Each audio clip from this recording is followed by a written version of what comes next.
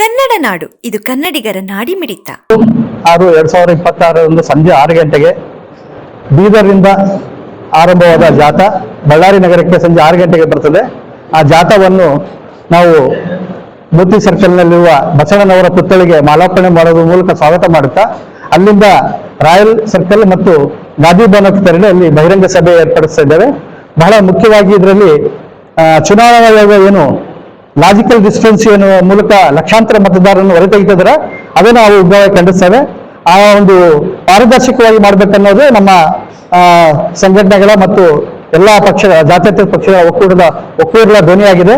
ಪಾರದರ್ಶಕವಾಗಿ ಚುನಾವಣಾ ಆಯೋಗ ಈ ಒಂದು ಪ್ರಕ್ರಿಯೆಯನ್ನು ನಡೆಸಬೇಕು. ಯಾವುದೇ ಒಂದು ಪ್ರಕ್ರಿಯೆ ಗ್ರಾಮ ಸಭೆ ಮತ್ತು ನಗರ ವಾರ್ಡ್ಗಳಲ್ಲಿ ಸಾರ್ವಜನಿಕರ ಮೂಲಕ ಪ್ರಚಾರ ಮಾಡೋದ್ರ ಮೂಲಕ ಆ ಒಂದು ಪ್ರಕ್ರಿಯೆಯನ್ನು ನಡೆಸಬೇಕೆಂದು ನಮ್ಮ ಆಗ್ರಹವಾಗಿದೆ.